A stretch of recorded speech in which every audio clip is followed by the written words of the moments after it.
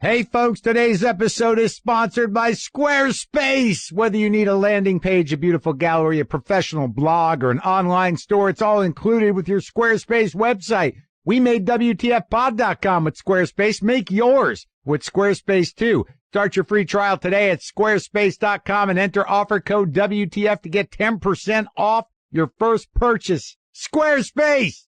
Set your website apart! We're also sponsored by MeUndies. You wear underwear every day, at least most of us do. It's time to try something better. MeUndies has created the world's most comfortable underwear with a blend of fabric that is 3 times softer than cotton. Life feels better in MeUndies. For a limited time, MeUndies is offering you 20% off your first order at MeUndies.com/WTF. And if you don't love your first pair, it's free. You have no excuse not to try these. I wear them and they feel great. Make sure you go to MeUndies.com/WTF to get 20% off your first order and use my link so they know we sent you. Okay? Let them know we sent you. All right? Okay? Let's start the show. Lock the gate!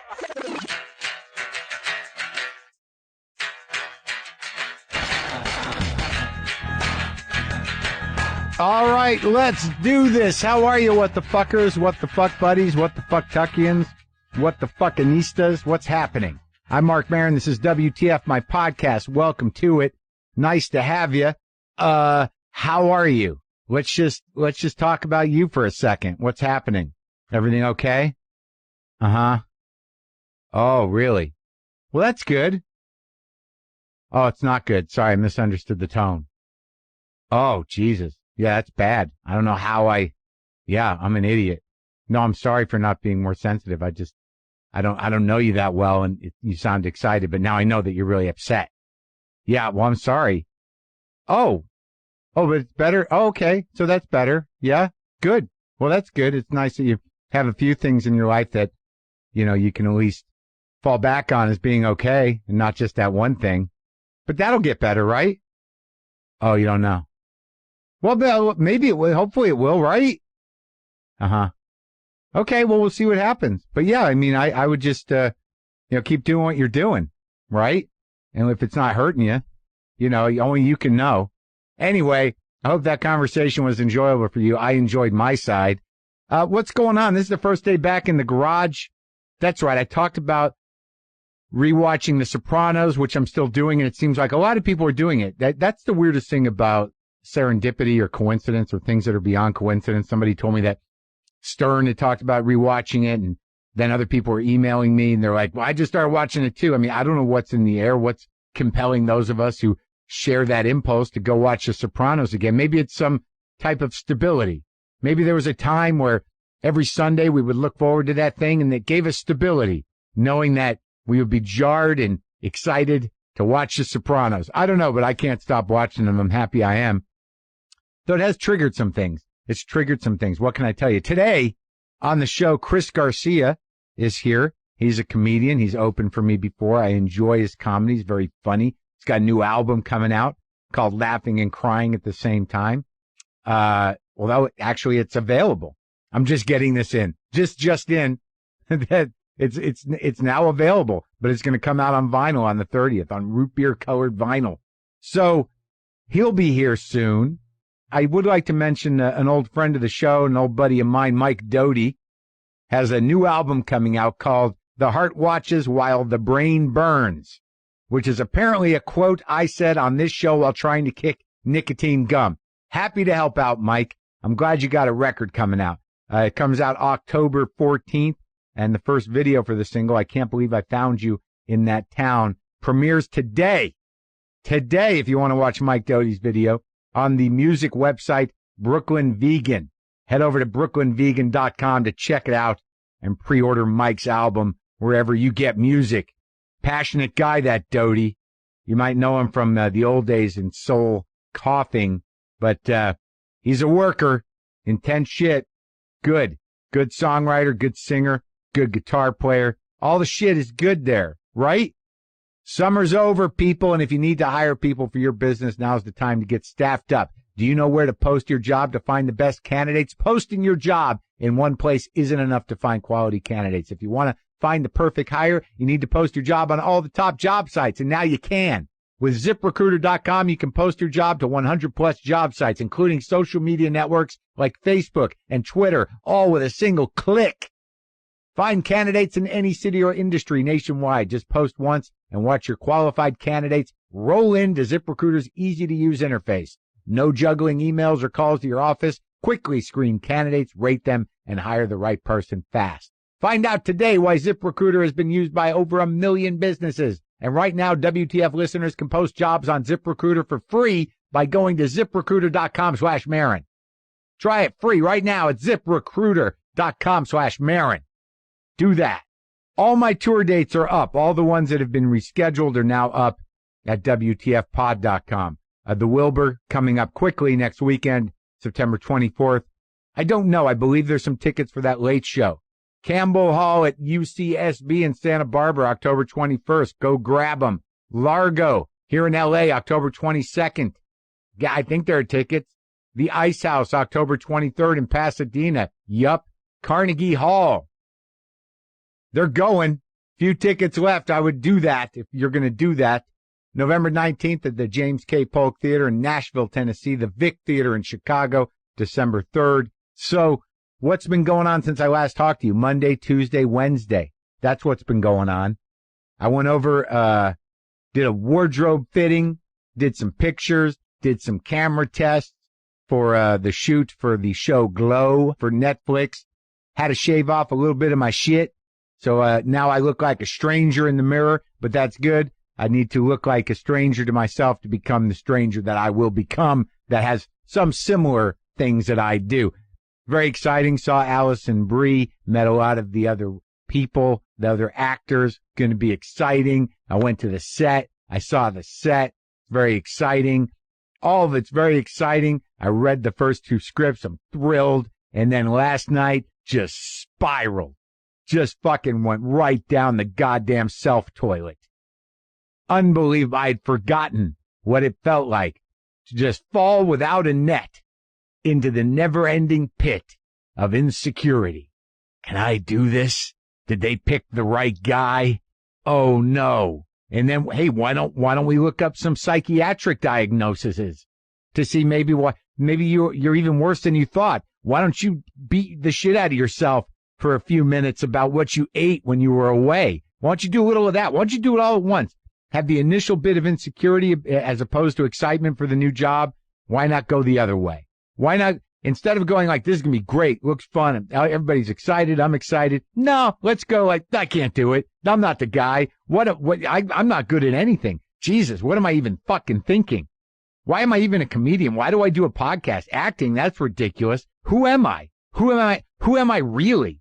Man, just plummeting down the beautiful pit of self into the pure damp darkness. What got me out of it? I don't know. I pulled it together. I realized like, hey, this is a symptom. It's an old fucking symptom of my brain. I'm excited. I'm going to do a great job. The character is good for me. And, I don't have, any major psychological problems, but I do underestimate how emotionally fucked up I am. I like to play that down by not thinking about it. That's one way to handle psychological problems.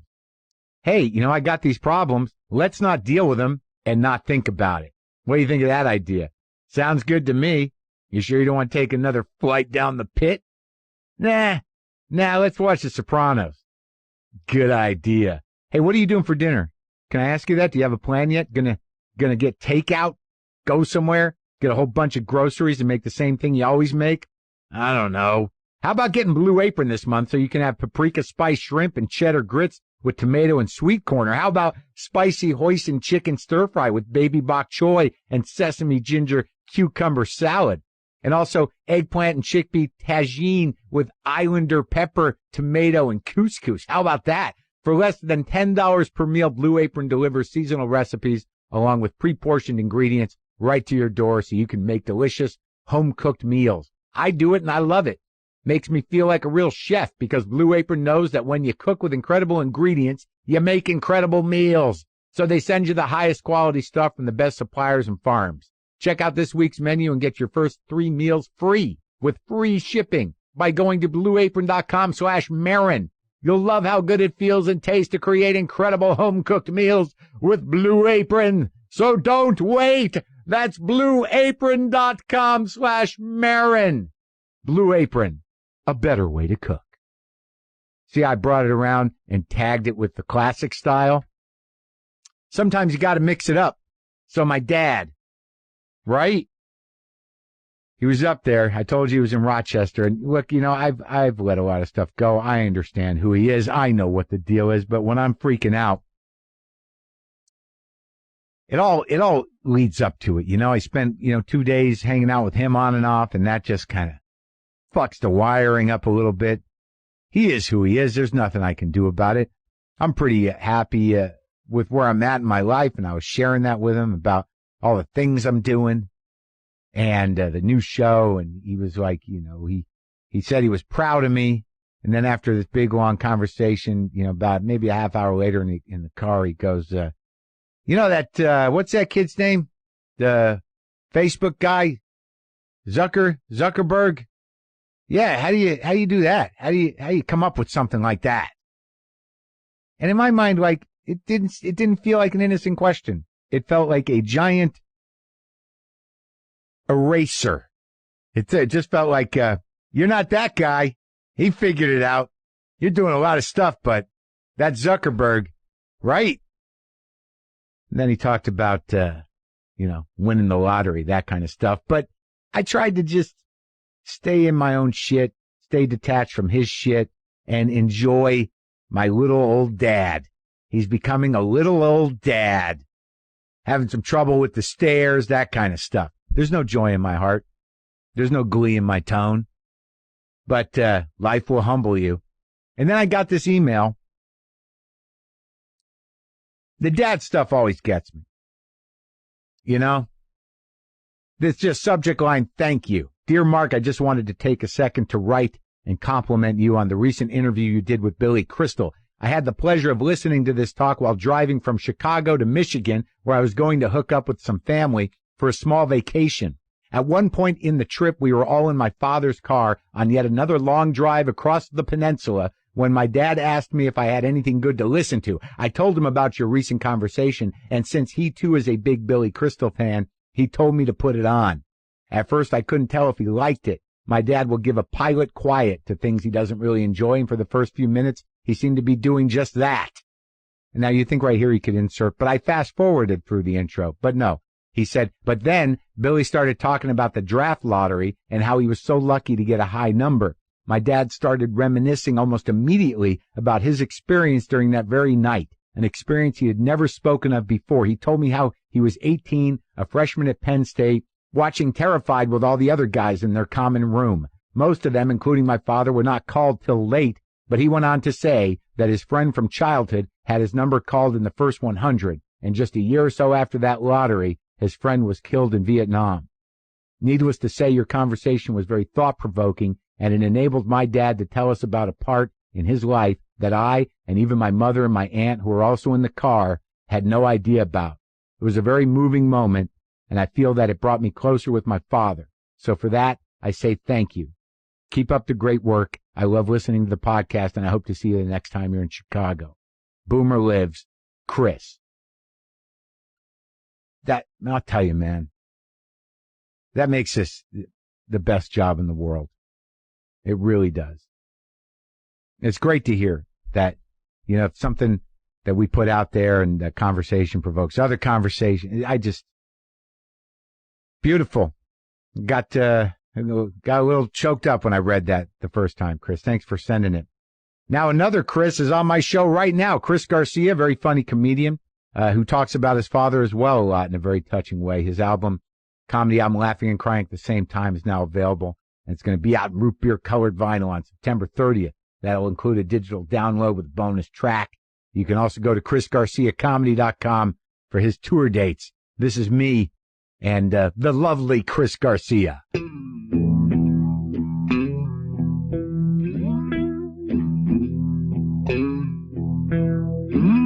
I think that the first time I met you was at Rooster T. Feathers. Yeah. You were featuring for me or doing guest spots. Was that the week I was there with Siroff?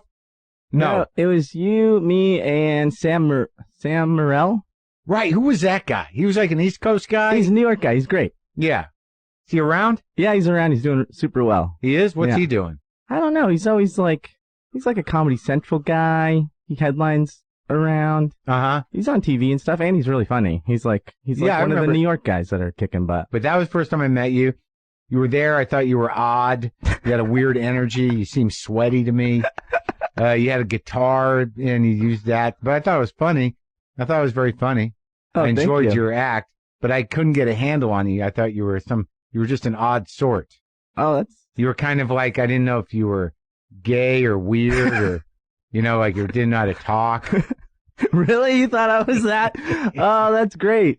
I put that off. I remember you being grumpy, and you were pacing around, and you'd stop every once in a while. You'd be like, "You a San Francisco guy?" And I'd be like, "Yeah." And you'd go, "Oh, okay." And then you'd walk away, and then you'd come back, and you're like, "You gonna play guitar?" I'm like, "Yeah." And he's like, "All right."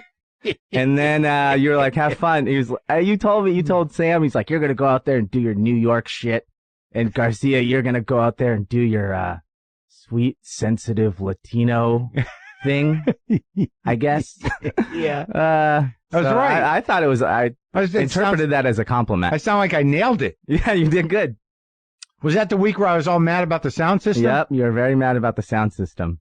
Oh, and I forced them to change it, and they tried to adjust it, and it sucked more. Yeah. But I heard that they went out and got a whole new system since then. Yeah, because of you. They did? Yeah, they did. I think the very next day they got a new system. Does it sound better? Have you been up there? Yeah, I don't remember the sound quality being that bad to begin with, but it sounded good. It was bad. Yeah.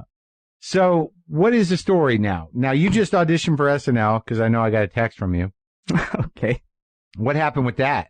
I don't know. I haven't heard anything yet. But yeah, they flew me out there. What was the process? How did it happen? Well, they asked my manager for me to submit a tape of characters. Do you have characters? Yeah, I do characters and stuff. You do? Yeah. Like what? Me and Singer do that show, Underbelly, where we do characters and stuff.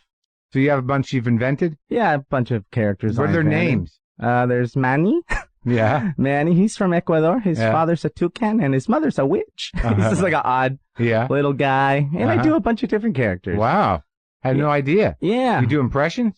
Not really. I do, no, I did, in the thing, I did Pablo Escobar, reviewing Narcos, the TV show, and that was fun. But, I'm not really an impression guy. So they flew you out. Flew me out. Yeah.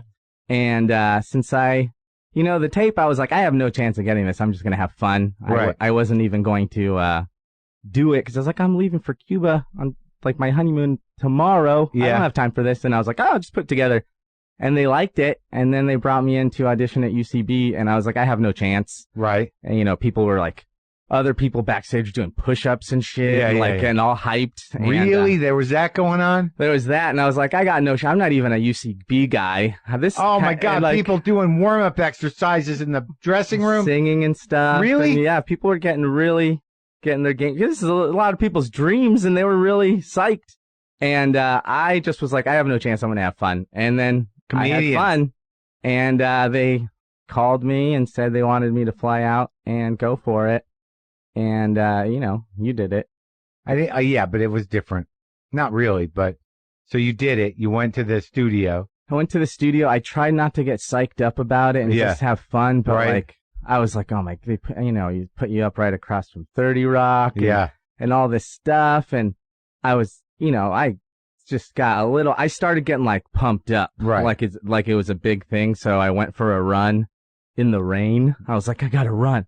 And, I started thinking about, I was trying to find mental leverage, and I was in, just running through the rain, Rocky style, and I was thinking about, my dad was a fucking political prisoner for 2 years in Cuba, and my family lives there. I'm not scared of this Canadian fuck. This motherfucker cannot scare me. This is nothing. This is a privilege. And then I ran through the rain, and the first thing I see in Central Park is Jose Marti. It's the statue of the Cuban. He's the Cuban Abraham Lincoln. Right, he's the national hero. Right. And I see it as a sign. Oh yeah, I start all going crying and shit. And I'm really? I run up to the statue and I put my hand on it. I'm like, And at that time, I was like, I'm not playing it cool anymore. Like, I am not having crying fun. in front of the statue. Yeah. I just got so pumped. And touching the statue for good luck because you thought that all things were moving your way. Yeah.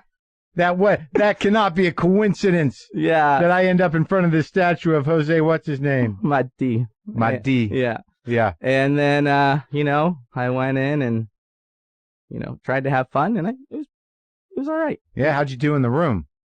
It was good. Yeah. Yeah. They, they try not to laugh and stuff. Yeah. But I got some chuckles, and it's intense. Yeah. They make you wait for a little while. You saw Lauren sitting there? Saw Lauren and the crew. I think he was there. Like, it was just a blur. Like, people are just like 30 feet away, and these little rafters, and they have their little books and stuff. Tremendous. And so, I don't know. It's not in my hands. I had fun. Mm-hmm. It'd be cool if I got it. Maybe one day I'll tell my kids that I got to audition for it. You're already planning that story? Planning that story. You can do the rough version of what you just did for me now? Yeah. That, like, all the signs were there, but he let you down. Jose, what's his name? Jose Mati. Jose Mati let you down. Yeah. You disappointed the entire country of Cuba. My family, everybody. I could have been another national hero. Yeah. Yeah. There could have been the Chris Garcia statue. First Cuban on SNL. Would you have been? I think so. I think there's only been like Horacio's Chilean. I think. Is he Chilean? Yeah. And Fred's Venezuelan. Right. I think Venezuelan. Right. So you would be representing Cuba. This would be a good move politically, I think. I think I could make the change. Yeah. I could be, It'd be a good thing for Cuba if you got SNL. Oh, it would be huge for both. Victory. I could be like Rocky in Rocky IV. You would be the wall coming down. Yeah. Oh, that'd be great. I don't know if that would be that way. So, but where were you born, dude? I was born here in L.A. in Inglewood. Really? Yeah. And both your parents are Cuban? Both my parents are from Cuba. How many siblings you got? I got an older sister. She was born in Cuba. Really? Yeah. So I'm the first one in my family born here.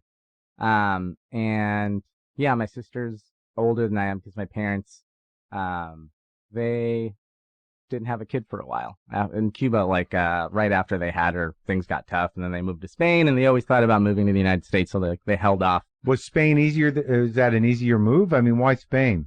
Well, yeah, it was an easier move to go into a big. Yeah, my dad is in exile, and he was pretty much kicked out of Cuba, so that's where he went. During the revolution, that can't go that far back. How? Right? He wasn't. No, my dad. Not in the mid 60s. No, it's like the late 60s. And here, move that down a little. Here we go. And bring late it back 60s. In. There you go. But I actually just learned a lot of his backstory that I was not ever really kind of told by my family. Because you just went to Cuba. Because I just went there. Well, I want to get to that, but okay, we can fill in the backstory. What was the story that you got as a kid? So you're growing up in Inglewood. Yeah.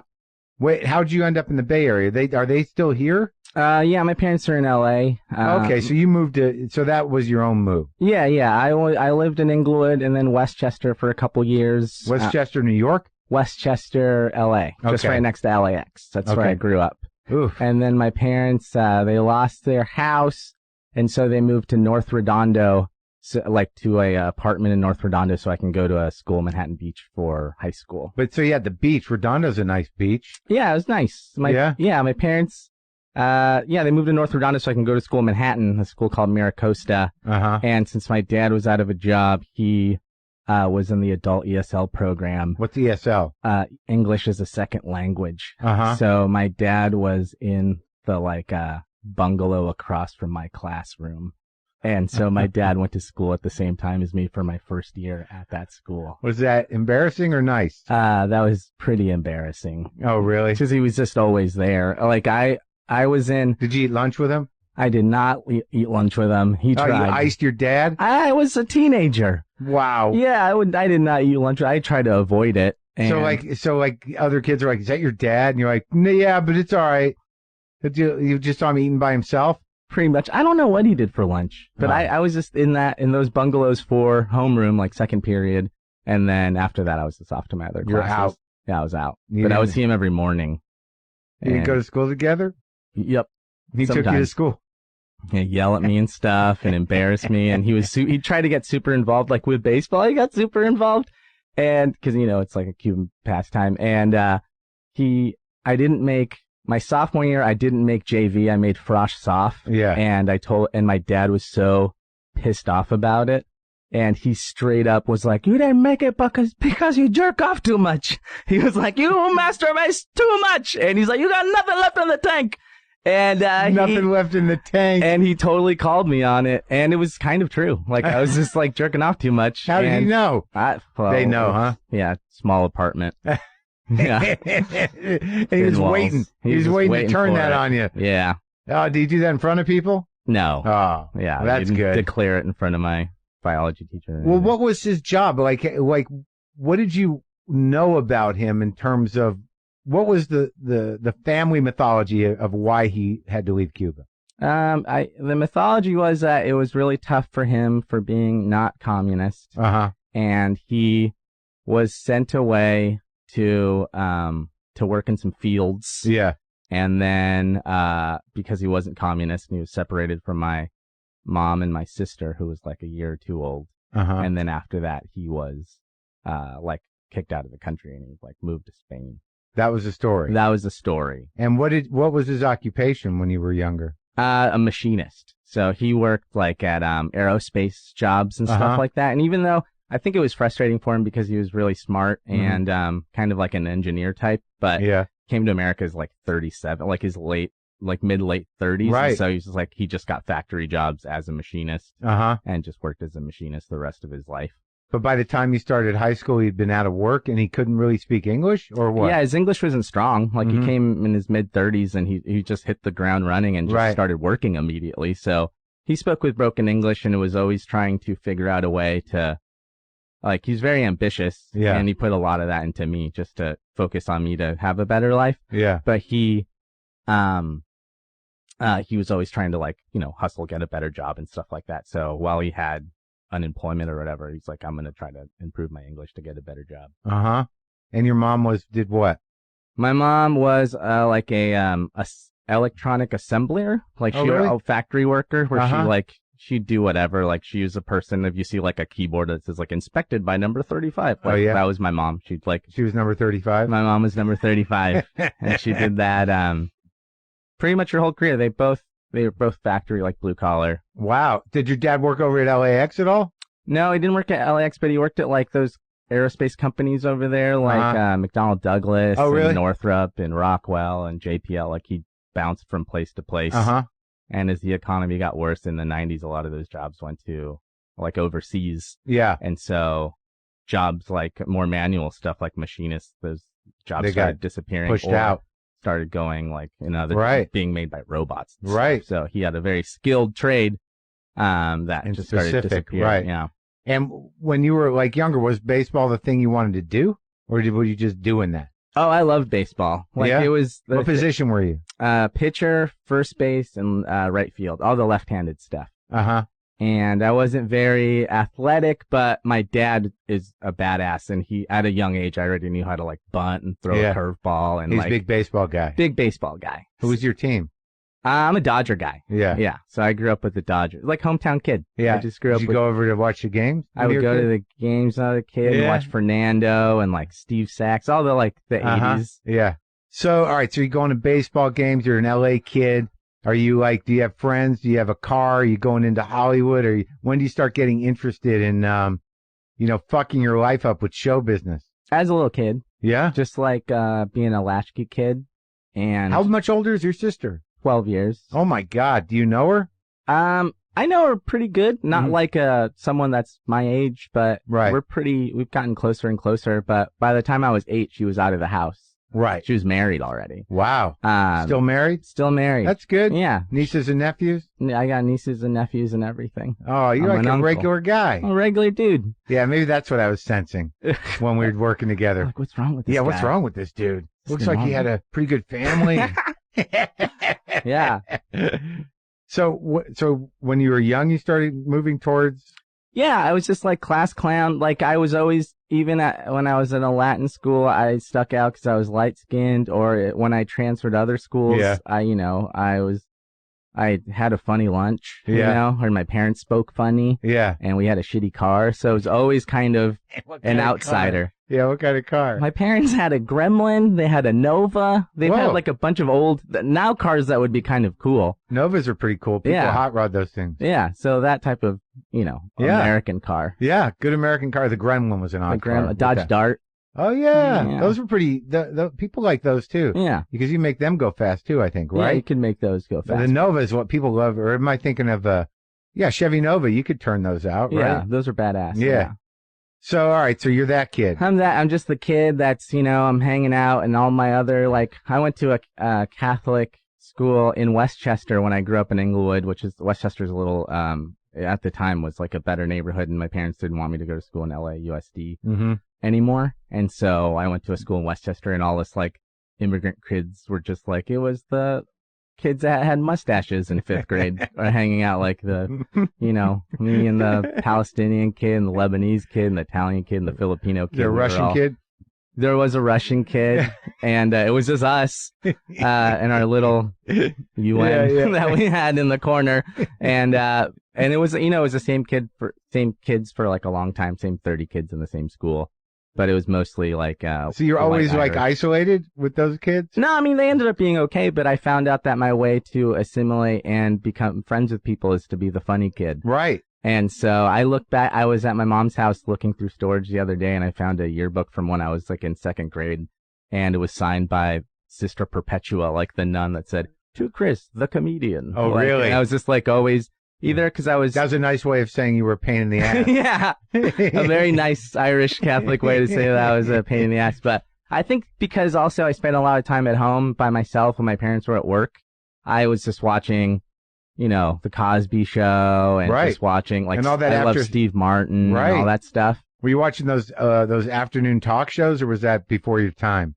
I watched some of those, but it wasn't really super they weren't like, into. Well, yeah, but they weren't featuring comedians then. Like, there was that gap. Like, you're probably too young for, like, Merv Griffin and Mike Douglas and all that shit that I saw when I was a kid. Yeah. I guess there was Jenny Jones. I think she was a comedian. She was a comedian? Yeah. I think she was from Seattle. I don't know what happened to her. I don't know. She was kind of a comedian. Yeah. I'd always see her pictures at comedy clubs. I never saw her perform or anything. Yeah. And she did a talk show, though, like Phil Donahue style. Yeah, on, like, channel, not one of the major networks. She was, like, channel 13 or 11 or something. How's your Cuban?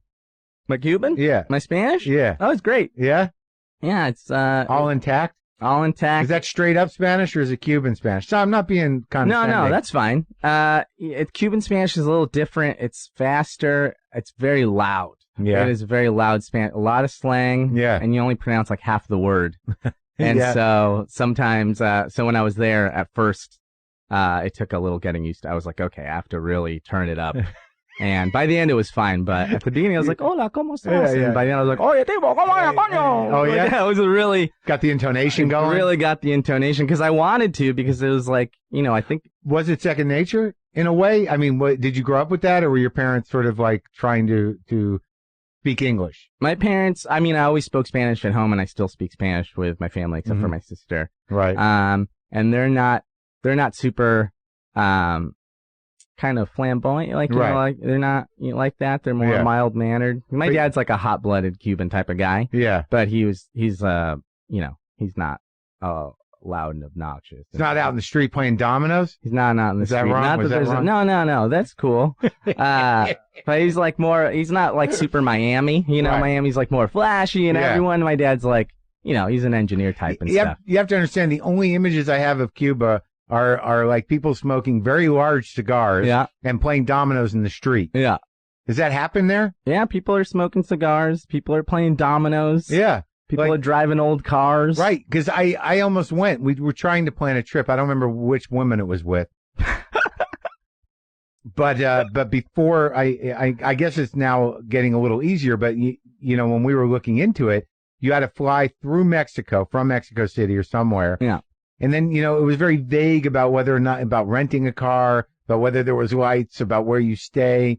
Like, it was not, like, as interested as I was to maybe go there before it opened up, it seemed like it wasn't going to be an easy trip, in terms of getting there. And I'm not, I can handle a lot, but it just sounded like, I don't know. I've traveled with you.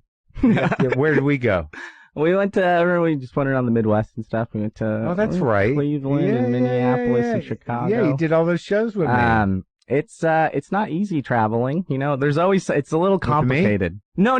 With you, it's easy to travel. Yeah. In Cuba, it's like, it's not, things are never, there's a lot of bureaucracy. Yeah. There's a lot of like, almost like secrecy. Like it's hard to get a straight answer from someone because it might affect somebody else, So you're like, you ask someone like, hey, how much is a cab to, in Malecón or something? They'll be like, I really don't know. And you're like, oh, you really do know. You just don't want to say the price because someone else might try to get a different price out of you. And then you're the person that snitched on what the right price is. Really? And so you got to ask like a bunch of people sometimes to be like, hey, how much is this? And they're like, I don't know. Somebody's like, oh, it could be 20. And you're like, it's not 20. It's like 5. So it sounds like a little bit of aggravation. Nah, well, it's just different. Wait it's not out. Aggravation. I was just like, it's just a little more complicated than it is here. All right. So now you're like in high school, you're watching TV, you're doing this shit. How do you end up in the Bay Area? How do you end up committing to comedy? And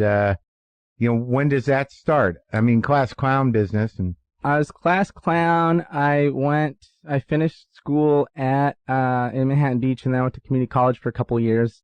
And then I went to Berkeley to finish off, the rest of my education. So you really locked down, huh? You got community college and you locked in. Your grades in high school were okay or not good enough or what? Yeah, they were fine. But I just couldn't really afford, and I wanted to go kind of do a better school than I could have. Right. Because I think after a couple years, at first I felt a little lost in high school, and then I was like, oh, I can do this. I did Model UN, and that was big on me. With all your old friends that you came up with? Yeah.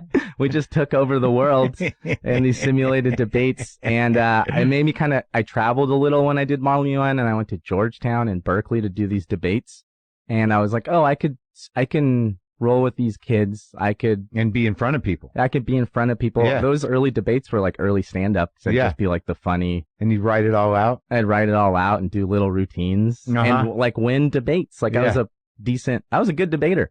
And I don't know anything about structured debate. Yeah, I didn't really either.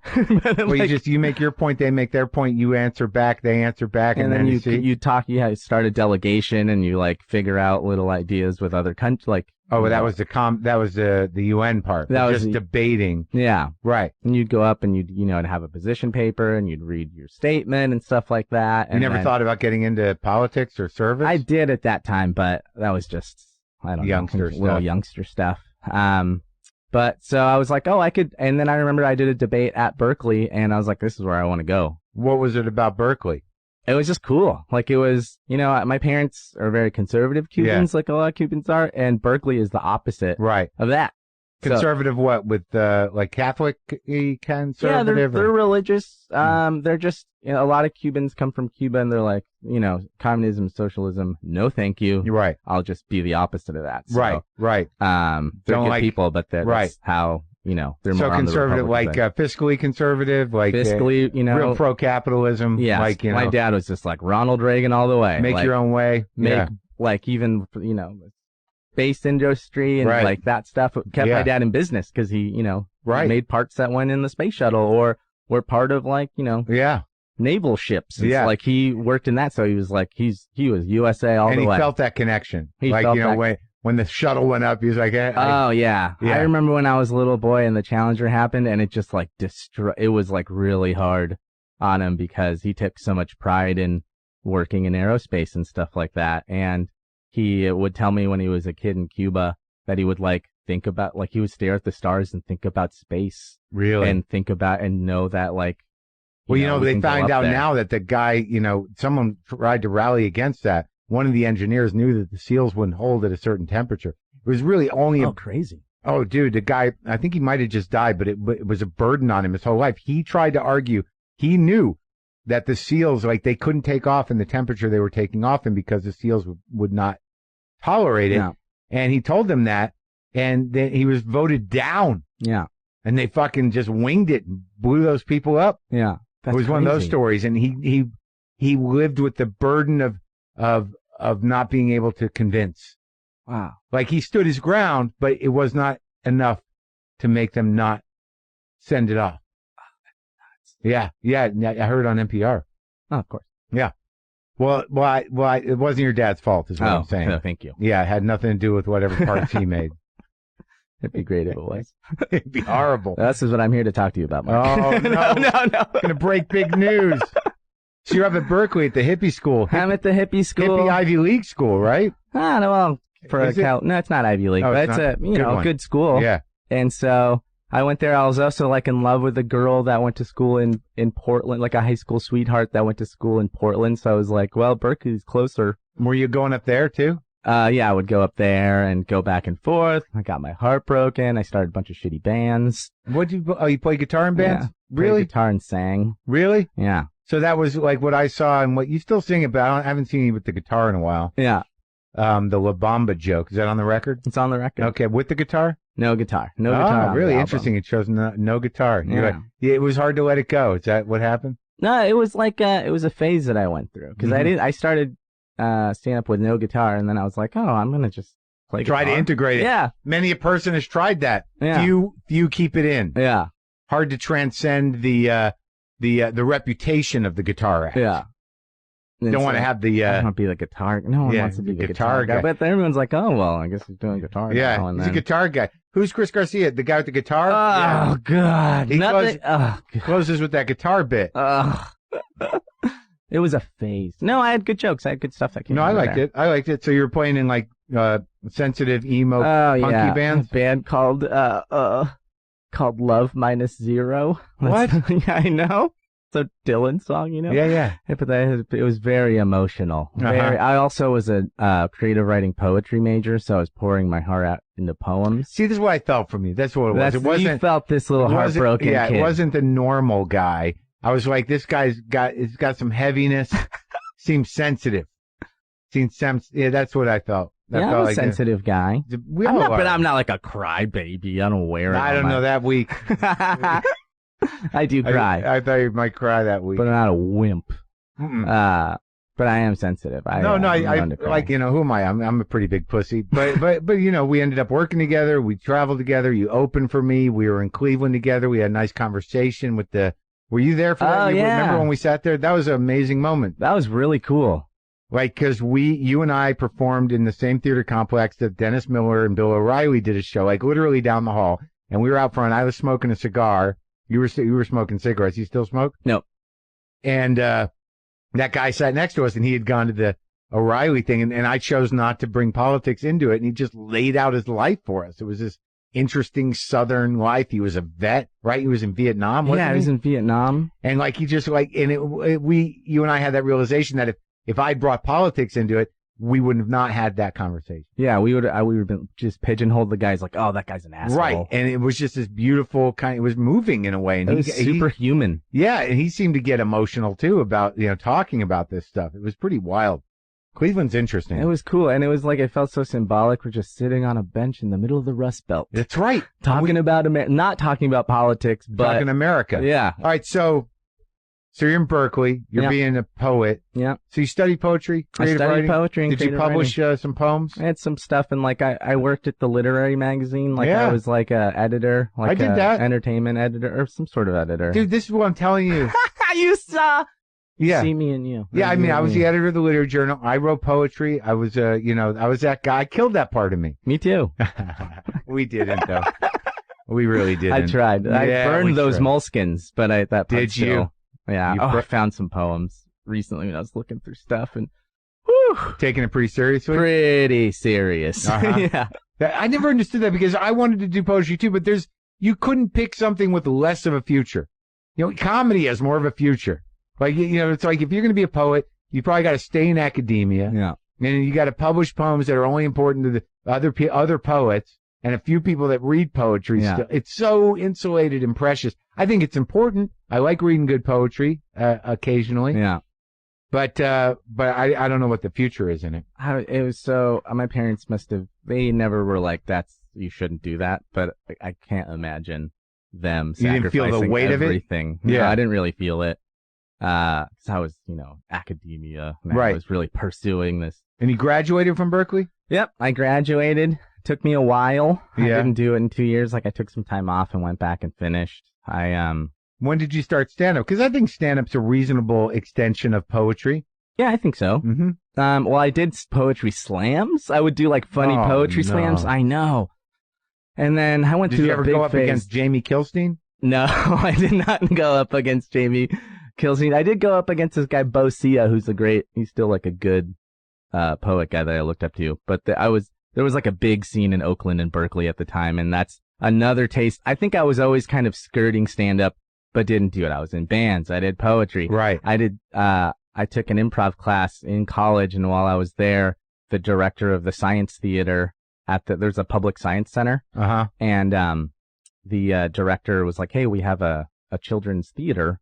Would you like to be one of our improvisers? And so I got a job doing improv for little kids. Oh, how was that? About the brain. It was really cool because I was just like 20 or something, and all the other improvisers were like seasoned Bay Area improvisers and actors who had like a good day job with benefits. So they were all really talented, and I was like the new kid.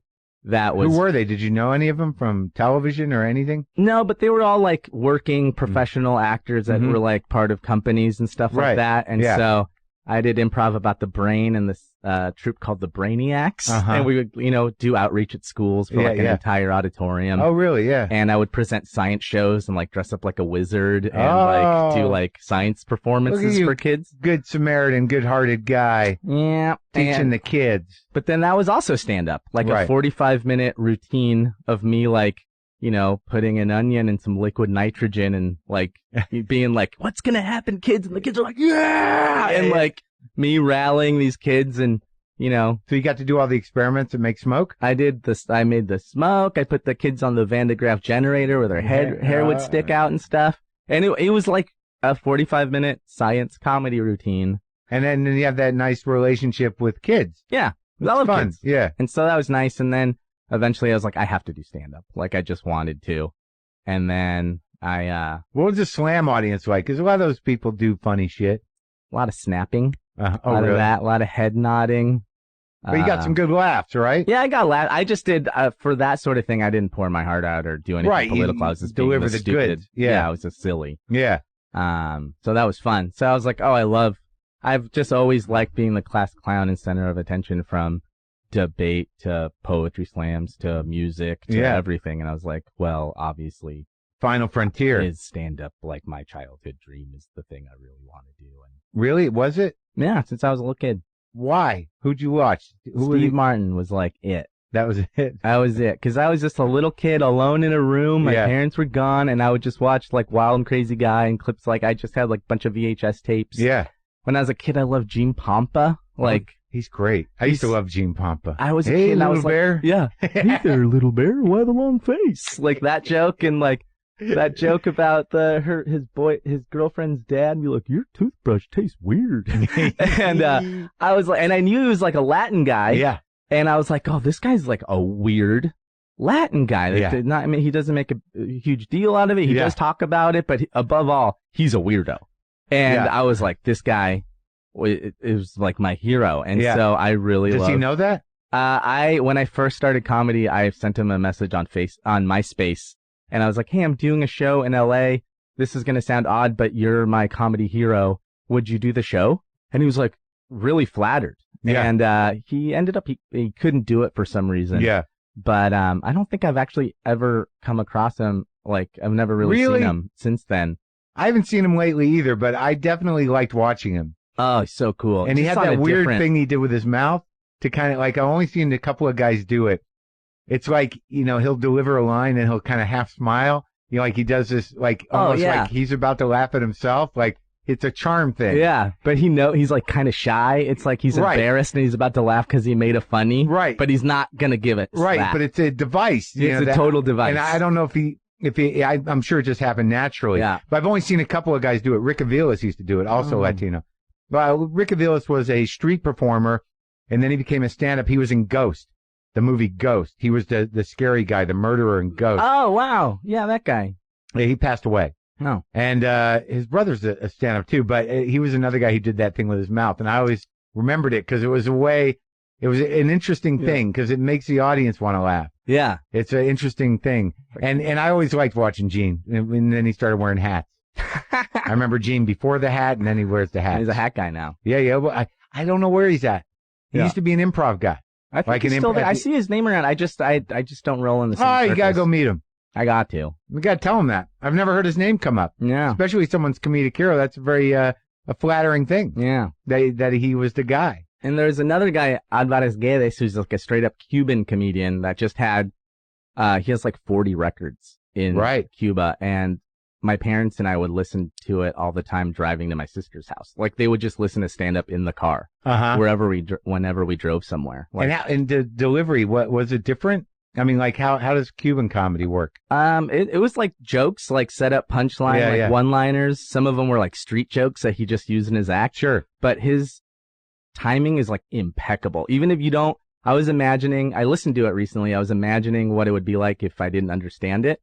And it seems like it would still be funny because just the intonation in his voice, and it's just so classy, and you could just, the timing of it is just like so perfectly performed. It was like stand-up, so it wasn't broad, like character-driven stuff? Oh, no. It was like it was stand-up about life and life as being a Cuban. Like he has this famous joke that I love that my dad would tell all the time. He's like, so Fidel just decided when they're going to bury his, he's made his funeral arrangements already in case he dies. They're going to bury his feet in wherever he's, like Matanzas, because that's where he took his first steps. They're going to bury his heart in Havana. Yeah.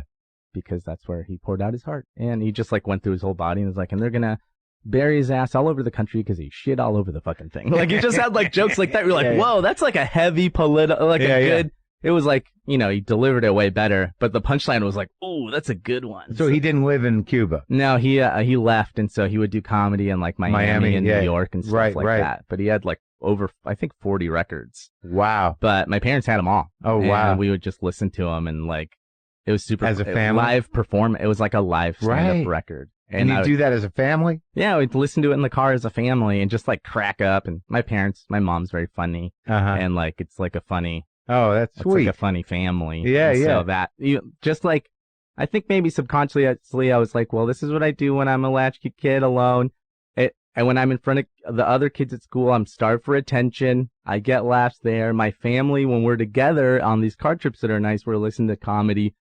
Comedy is just always there. Well, how did you start stand-up you started in San Francisco, like at the Punchline, or? I started, that's the home club. That's where everyone goes every Sunday. Right. All the young comics. To wait it out? Wait a year for a spot. I didn't know that until recently. Yeah, everyone you got to sit in the back. I talked to Ali Wong. Oh, yeah, we started the same month. Yeah, and I had no idea that was the system, because when I came to San Francisco, I was already kind of established, so I didn't have to come up through that. But I had no idea that you had to wait for a year, that Molly made you wait for a year. Yeah. I think I thought it was a good way to you just watch and sit there every Sunday, and finally, like, you get the courage to talk to Molly, and as a young comic, it's very intimidating. And you're like, she's intimidating as an old man. Yeah, she's a badass. Yeah. And so I was like, hey, I've been, my name's Chris. I've been waiting for a year. She's like, okay, well, I've seen you around, so I'll let you know. And you're like, and then you just sit and wait. But were you doing comedy other places? Yeah, I would do all the mics and stuff. The Brainwash Cafe is where everyone starts. Right. And then, it's a laundromat. Yeah, I remember it. It sort of came to be when I was there, like in the early 90s, I think. It's been around forever. Yeah. The guy, Tony Sparks, who runs it, he's like really passionate about it, really great to young comics. Yeah. And that's where you start. And then you do, at the time, there's a mock cafe, which is like this it's like in the Mission, and there was like a bunch of luggage store, which was like some weird art space on Market Street. Like it was all really kind of dingy places, but at the time it was like Moshe and Weinbach and Shang Wang and Louis Katz and all these people that I really admired. What's Louis up to? He just got a job writing for a show in New York. I think just last week. So he was here for a while and he just moved back to New York. Okay. Yeah. No, I always liked Louis. So, all right. So you come up through the ranks there. Yeah. And that's when I met you, I guess. Yeah. Not that long ago. 5 years ago? About 5 years ago. It was just a couple of years in.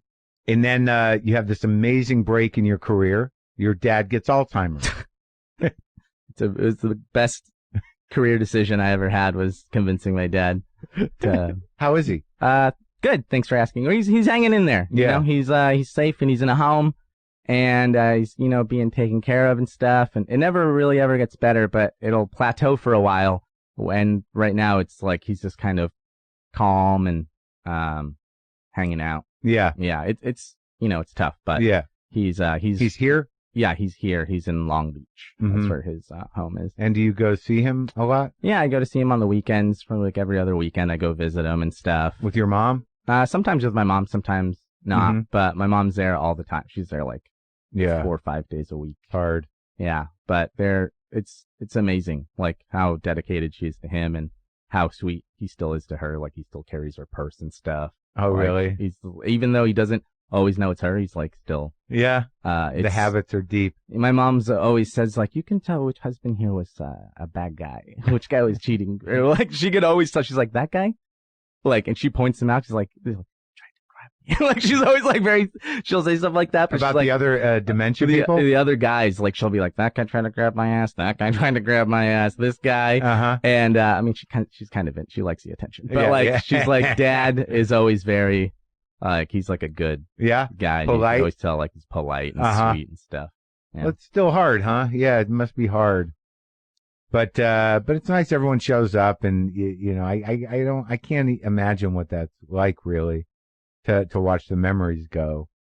But yeah, it's not. Especially because my dad had such a vivid memory. He's an amazing storyteller. He could put you right in the place. He could talk about anything. Like he was very well read. He'd talk about like Celtic folklore or something and just tell a story, and he'd like put you right there. He'd tell a story about when he's a kid, all these things, and that's just gone now. And so how do you frame it? Just that sometimes this happens as a natural course for life for some people, and you just kind of accept it, I guess, huh? That what, Alzheimer's disease? Yeah, it's a terrible disease. It's like there's no solution to it. And unfortunately, a lot of people get it. Yeah. And people don't know how to fix it. Yeah. It's like, no, it seems like people don't care about old people. But you still enjoy the time with him. Yeah, and now I feel like it's weird, but it's like a very calm time, and I'm just sweet. I just want to hang out with him, even though he doesn't know who I am anymore. Right. Like, I'll try to dance with him or sing with him or like tickle, just to get any emotion out of him is kind of a beautiful thing, because it's just in one little moment like that could just like make an entire 4-hour visit or something. Sure. Yeah. And a connection. Yeah, it's a connection of any sort. Like before I got married in October, and I went to talk to him before. Even he doesn't really. Sometimes he'll remember me, he'll like smile or something. Yeah. But I just went there, and because he couldn't come to the wedding. Yeah. I just went, and I just talked to him. I was like, hey, Dad, I'm getting married. It's going to be awesome. Thanks for showing me how to be a good guy. Like all this stuff. Yeah. And I started bawling. Yeah. And he just like hugged me and patted my back and tried to force my mouth into a smile. Yeah. And it was just, and I, put a smile on my face. Yeah. It was beautiful. And like just a moment like that is just, it's all. It's very beautiful, and I'm lucky. Yeah, where he could show up on an emotional level. Yeah, that's deeper than the memory. Yeah, right. Totally. And your wife, where did you meet her? We met in San Francisco. We were coworkers, and we met where? We worked at Rooftop Comedy, where she was like a editor and producer, and then I was just like the homepage guy that I would like pick the clips and stuff like that. And we met each other there. So you're in comedy. Yeah, in comedy. Yeah. And that was when they had the big nationwide network of cameras. Yeah, they had that. They still do that? I think they kind of changed. I think they're more into, I don't know, they've changed. I think they've rebranded themselves, and I think they're trying to produce shows. Yeah, I think they're partnered with Audible or something. Yeah, they're doing stuff. Yeah, with Audible and stuff. I just learned that today. Yeah. Or yesterday, yeah. So now, how's marriage going? Good? Yeah, it's awesome. Are you going to have a baby? We're, in a couple years. Oh, yeah? Yeah. Gonna enjoy. How old are you? I'm 38. And right now, we're just going to enjoy being married for a little bit. Yeah. And I'm going to keep on making some traction in the comedy world. Sure, man. And then, well, you got you've done my live show. You did a live WTF. And you work with me on the road. You make an appearance in my special, More Later. Yeah. And Ira Glass heard you on my show, I imagine, and then put you on his show. Yeah. And got you a bigger audience. Always swooping, I think he does sometimes. But that was a good venue for you, This American Life. Yeah, right? it was a really nice and special. It's like a thing. I'm just so proud of that. Yeah. Yeah. Got you a lot of attention, I imagine. I think, some people notice. It got attention for people like all over the world. Whose, parents have dementia and stuff like that. Sure. It got a lot of, hundreds of messages from people that were really touched by it. And, yeah. It was nice not to feel so alone about it. And also to find the humor in it and be, to balance that humor with the emotions, I think probably provides people who are in the same situation with a lot of relief and the freedom to maybe look at it a little differently. Yeah, that's what I think so. That's kind of the point of it, I think. Yeah. I'm not going out to do that, but I think that's what it does. It's what it does for me. Right. You've got to process it. Yeah. In the way that you do it with your creativity and also to sort of balance the emotions of it. Yeah. And so to make it funny and to find those moments balances it out. Yeah. It's very powerful shit, man. Soothing. Yeah. So this trip to Cuba was a honeymoon? It was a honeymoon. Prolonged honeymoon?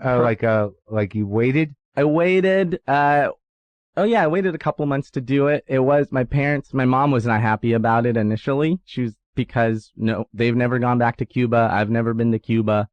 They have anger about it? Yeah, they just don't want to go. They had a terrible time there. And even though they have all their siblings and family there, they were just like, don't do it. But then I was like, well, you guys went on your honeymoon there. I want to go honeymoon where you guys honeymooned 50 years ago. Good sales pitch. And Dad, and I want to get the family history while I still can, because Dad can't give it to me. Right. So I'm going to go on this pilgrimage and stay with our family there. Yeah. So that's what I did. So we went and we stayed. We went to Havana and we stayed with my family for half of the trip. Really? And I got to meet my whole family that I had never met before. Was traveling there easier because you went right at this time? No, it's easy. Well, because I can go straight there, and some people can, but we just flew from Miami to Havana. Because you're a Cuban citizen? Because because my parents are from Cuba, I could just travel there. Oh, really? Yeah. Oh, good. So it was easy. And who were you with? Your aunt, your uncle, or who? We stayed with my dad's sister, and then we eventually met up with my mom's sister. But we met my dad's sister for the first time. And they're all there, but your mom stays in touch, right? Yeah, they stay in touch. It's like they send them packages all the time. They send medicine and money. And they write each other letters, and they talk on the phone. And that stuff like that's become easier over the years. At the beginning, they would send packages that wouldn't arrive. Right. My dad would get heated on the phone and yell about communism. The phone call would drop. Oh, really? Stuff like that. Yeah. So, but now it's, now that things are a little easier, they can, call more and, send letters. Did you meet cousins that you didn't know about? Yeah, I had most of my family's in Cuba, and I met everybody. I met for the first time. And it was so cool. My aunt is 70. She's so smart and so classy, and she's a lot like my dad, and I look just like my dad, so she just started bawling when she saw me, because I'm the age that my dad was when he left, basically. And so it was seen him in person? She hadn't seen him in person since the 70s. Wow. And so she sees me, and it was I cried every day for one reason or another, just sheer pride. Yeah. I heard all these stories from my aunt. I told my aunt, I was like, Mom says that Dad was the best dancer in the neighborhood.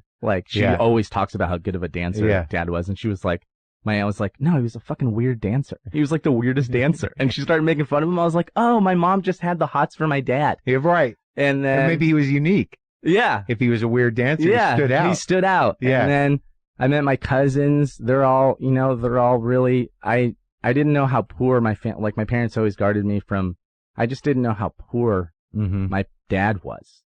Yeah. And I got his whole story, and I was really blown away by how incredible of a journey that he's made from being a street kid.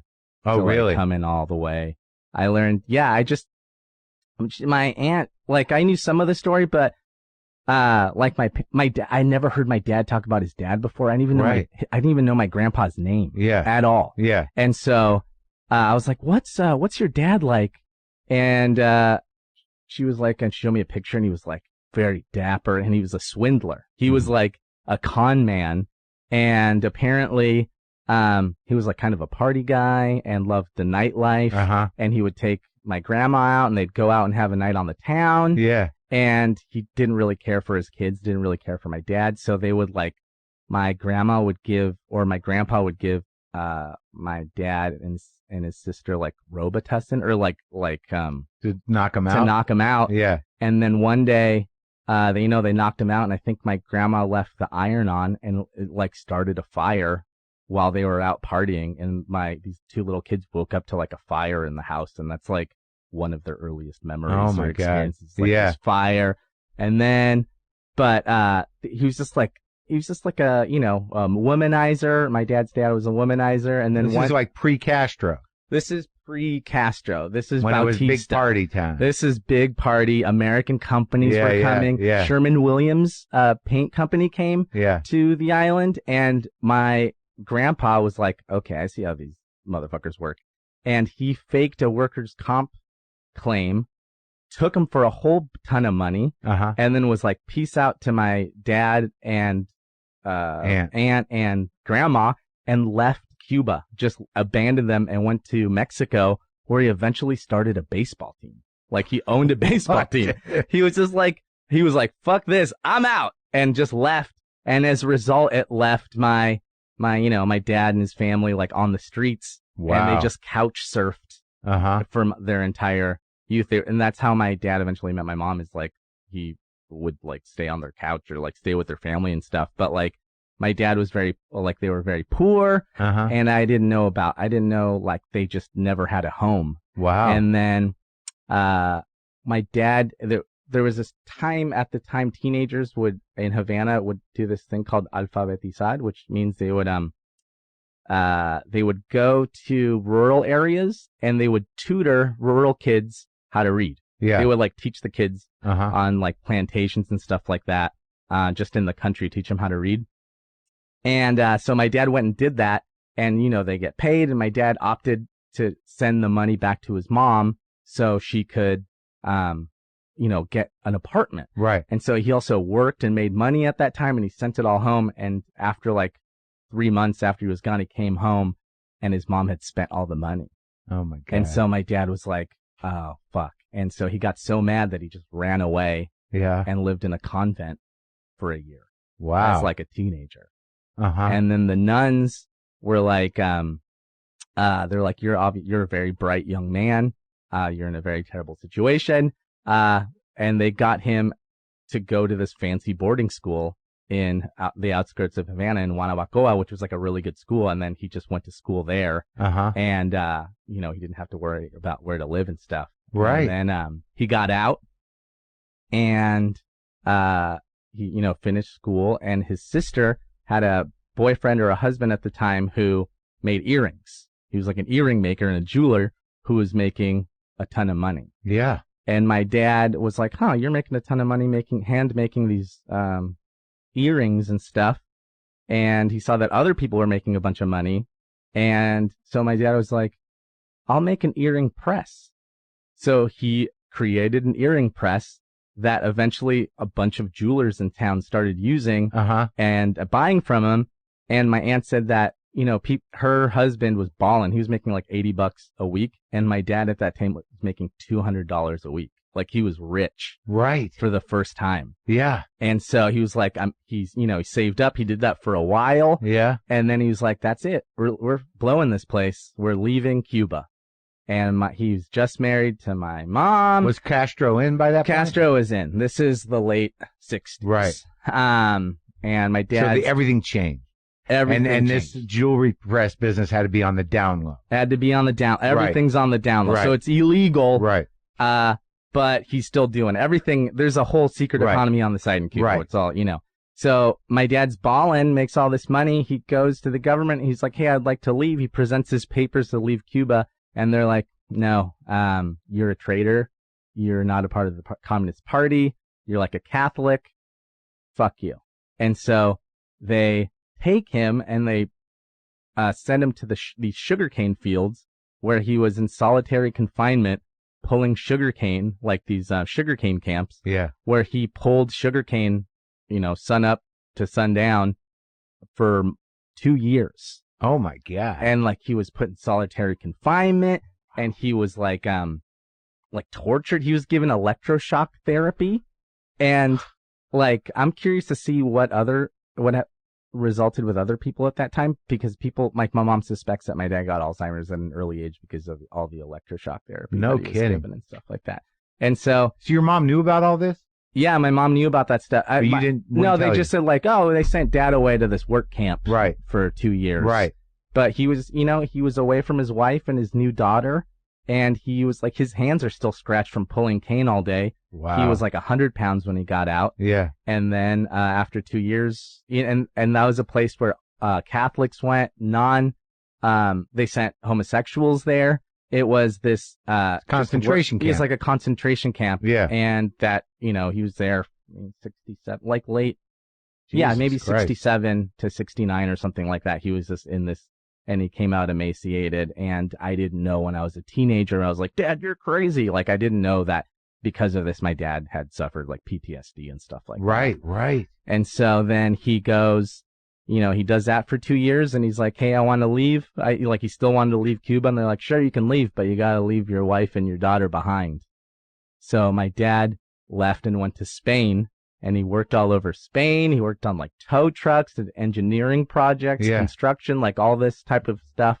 And then made enough money to kind of bribe or like send my mom and sister to Spain. And then they lived there for a couple years. And they got it. And then they came here? And then they came here. Oh my God. So now after this trip, you go sit with your father and you are the container of this history. Yeah. And it's so heavy. I just look at him, and part of me is almost grateful that he can't remember some of this stuff because it's so bad. Even after he came to the United States, he had such a tough time because he was like, I'm in America. Well, let's do this. And then he was just like, working in a factory doing nothing. And he had a tough time. And he was like, he was put in an institution for like a couple months because he just had a breakdown. Because he was like, I can't fucking catch a break. Like, cause his whole life, he's just, I think about like the old man in the sea when I was there. There's, the old man, they call him a salao. It's like the unluckiest of the unlucky. Yeah. And I think about that. Wow. But then I also think about how my mom is like so valuable to him. Like she's so amazing and so beautiful and so funny and so kind. And it gives me a lot of hope because, just about love and humor. She's so funny. Take this guy who's kind of so kind of sad about things. Yeah. And just cheer him up, and him being nice and grateful to her.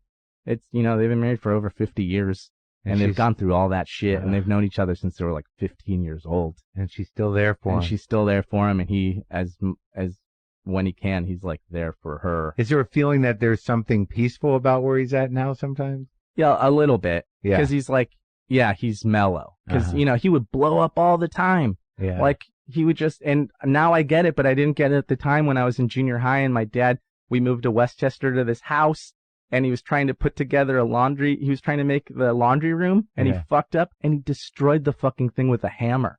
He just took the whole thing down. And I was like, why is my dad like this? And now I know.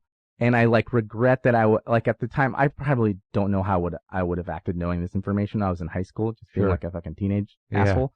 But like now I have so much empathy and respect and admiration for him. Yeah. Well, it's glad that you get to own that and show up for him now. There was probably nothing you could have done then necessarily. Yeah. Did you try to humor him? Is that where you sort of got, when he started knowing you were funny, was your relationship with him frightened, or did you try to humor the situation? That was more my mom's thing. She was like, they spoke their own language. Right. Not, it had nothing to do with English or Spanish, but she would just like, just really charm him and like put a smile on his face. And that was their thing. I was more of like I know I talk about my dad the most, but I was like more of a mama's boy where she just like idolized me. And I was, Latin mom probably stuff. Protected you a little bit. Protected me a lot from knowing all this stuff. Yeah. Because I was such a sensitive kid. Yeah. And such also, a crybaby. They're like, you can't handle this information, so we're just not going to tell you that. we're just going to pretend we're like all the other kids in your school. Right. And also from his rage, I would imagine. Yeah. Or his volatility. Yeah. And he never hit me or anything like that. He was just frustrated. Yeah. He was just frustrated. I remember when I was a kid in high school, my dad asked me to make a resume for him because he was like, I just need a fucking job. Like he had trouble finding jobs. And so I made a resume on like bright blue paper. I didn't know how to fucking make a resume, but I like made probably some shitty font, like big font. I just tried to make it stand out. Yeah. And I went to fucking Kinko's to like print it out, and I brought it back, and my dad was like, what the fuck is this thing? And the way he thinks, he's just like, you did this so I wouldn't get a job. Oh. And then I took the resume, I wiped my butt with it, and I threw it in his face. And the fact that I am alive to tell that story is like says something really nice about my dad. Like he should have beat the shit out of me. He should have fucking pounded me into the ground, and he was just like, all right, cool. I guess I'll make my own fucking resume, you ungrateful piece of shit. But, you know, that's a hell of an act. I just really lucked out. Yeah. Even though, my parents, they went through a lot. But it was all for me, and I really appreciate it. And how great would it be if a kid with this life story ended up on Saturday Night Live? Right. You hear that? So you go to Cuba, and you have this amazing experience, and you learn all these things about what you come from and the hardships your father went through, and a very dramatic, painful story of transcendence. And then you go back and do the SNL audition. Yeah, and I'm like, oh man, this is a piece of cake. I mean, it's not, but I'm like, I'm going to be scared of this. My dad was in a fucking sugarcane concentration camp for 2 years, and I'm going to be scared of 12 white people with clipboards. Right. Oh, get the fuck out of here. Right. So that would be like, that explains the moment we talked about at the beginning, where you're at the reason why Jose Mati, like it meant something to you. Yeah, I was like, I really felt like it was like that Rocky moment, or like, I don't know, Superman, when he leaves. I am my Krypton, father's son. I'm like, yeah, like it really felt like a big, almost like even like a Lion King moment. Sure. Just being raised on the cliff or whatever. And now they're making you wait as that moment dissipates. Yeah, you think waiting in a green room for 2 hours? My dad was in a sugarcane concentration camp. I'm not scared of you. Been flying me out to New York, putting me up. Oh, I'm so scared. Yeah, really suffering. Yeah. But oh, man. Whether I get it or not, it's a privilege. Yeah. I mean, I just have a privileged life. You do, man. Yeah, I'm just a lucky guy. Sure. And, and to have that framework now, given what your father went through, it's a real gift, buddy. And I'm glad you got a nice wife, and that, I think that having all this information is only going to make you, a deeper person in terms, like, you know what I mean? To process that and to, come out the other side with whatever childhood memories you have, but then to sort of like see him in this whole other way is really a gift. Yeah. That's going to resolve things for you too. I think so. It's very inspiring. It's given me a lot of hope. Okay. And it's given me an inspiration to be a better person. Right on, man. Well, thank you for talking, Chris. Yeah, thanks, Mark.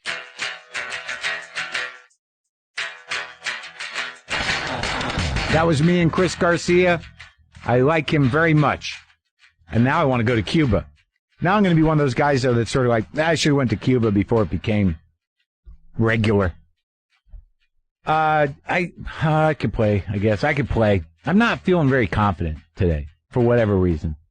But I'll play some guitar, because I know so many of you are just hanging out away from me to play my shitty guitar.